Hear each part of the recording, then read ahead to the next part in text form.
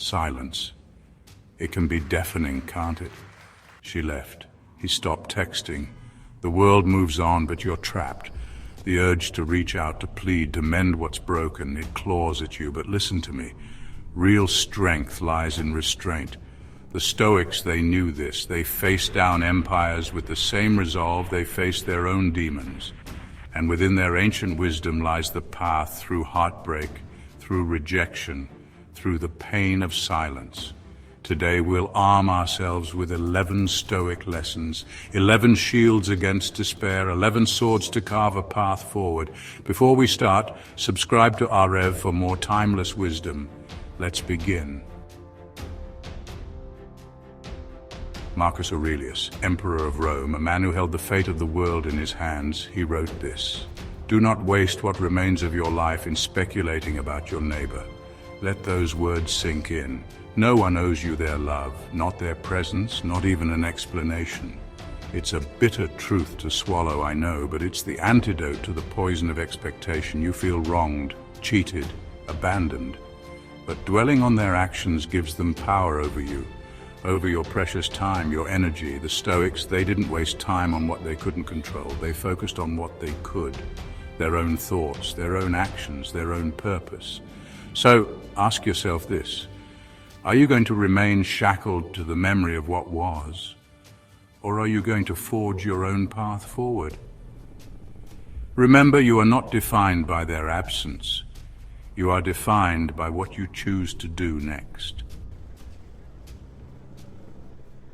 Seneca, a man who stared death in the face and didn't flinch, he understood the nature of emotions. He said they were like waves. Powerful, yes, capable of dragging you under, but temporary. Right now you're caught in the storm. Grief, anger, loneliness, they batter at the shores of your mind. But you are the island. They can't touch you unless you let them.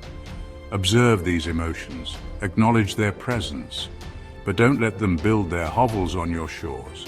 Don't let them take root. They are passing storms, these emotions. They will fade. But the decisions you make now, in the heart of the tempest, those will linger. Don't let fleeting emotions dictate permanent actions. You are stronger than the storm. You are the master of your own fate. Epictetus, a former slave who rose to become one of the most renowned Stoic philosophers, he gave us a powerful weapon: indifference. He said, "It's not events that disturb people, but their judgments about them." Think about that.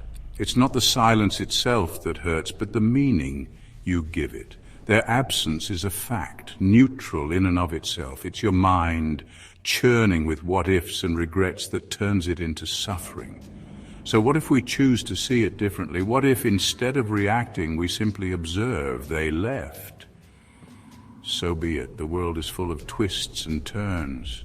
This indifference, it's not about apathy, no, it's about taking back control. It's about saying, you do not have the power to dictate my peace. They may have left, but you are still here. And that is all that matters. Chapter 4, never beg, never chase. A lion, does it chase after its prey, whimpering and begging for scraps? No, it stands proud, it waits, it chooses its moment. Chasing after someone who has walked away, it's a betrayal of your own worth. Begging for their attention, for their love, it diminishes you. You are not a beggar at the feast, scrabbling for crumbs. You are worthy of respect, of love given freely, not out of pity or obligation. The Stoic man, he understands this. He stands tall, even in the face of loss. He knows that true strength lies in self-respect, in dignity.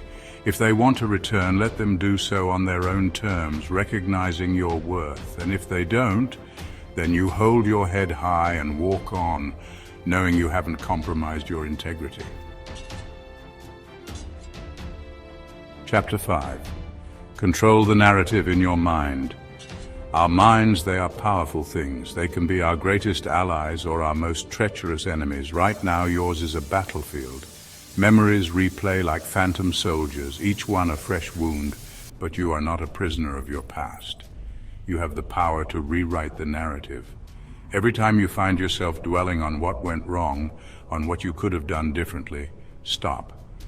Consciously choose to focus on the present moment. What can you control right now? Your breath, your thoughts, your actions.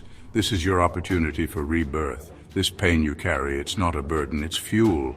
Use it to forge a new path, a stronger version of yourself.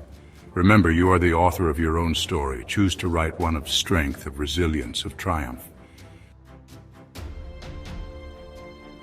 Chapter 6. Build inner fortitude. Cato the Younger, a Stoic who defied Caesar himself, he understood the importance of inner strength. He chose hardship, walked barefoot in the snow, endured ridicule, all to temper his spirit.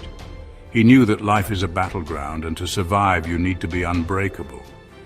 This no-contact rule, it's your training ground, it's your trial by fire. Use this time to build your resilience.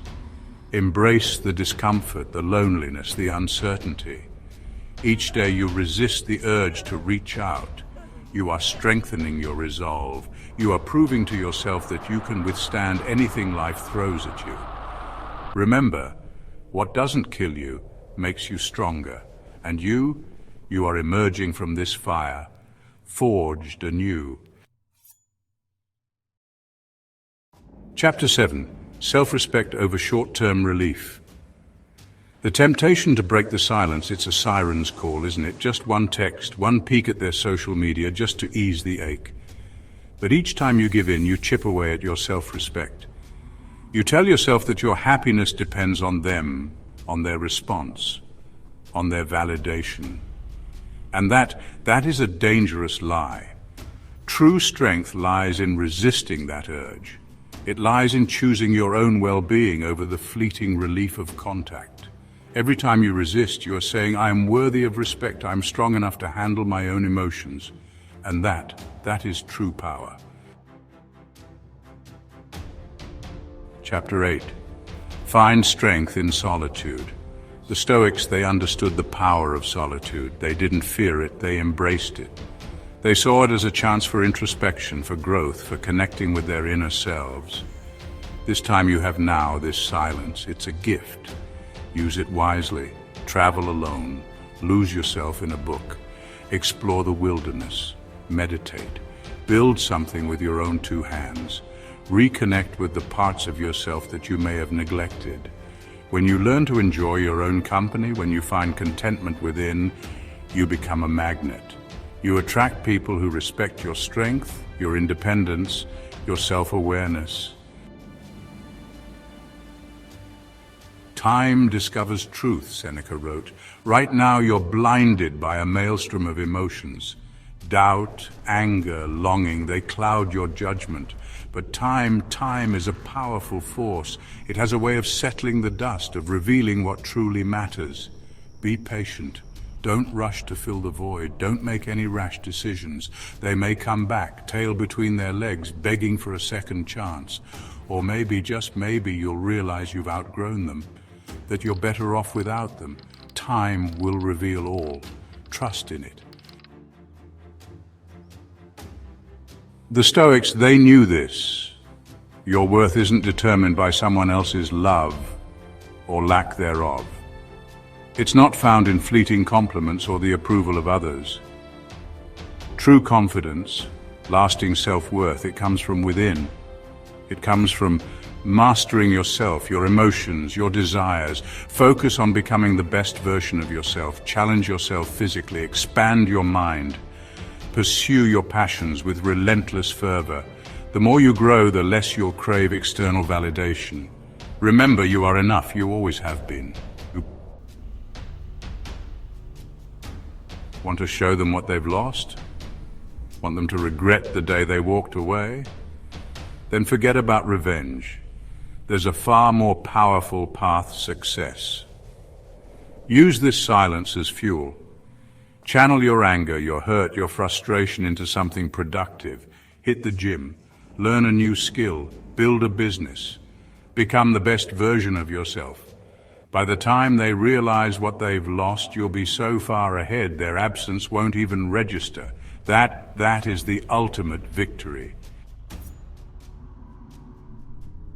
No contact, isn't about playing games. It's about reclaiming your power. It's about choosing yourself, your well-being, your future. The Stoics, they understood this.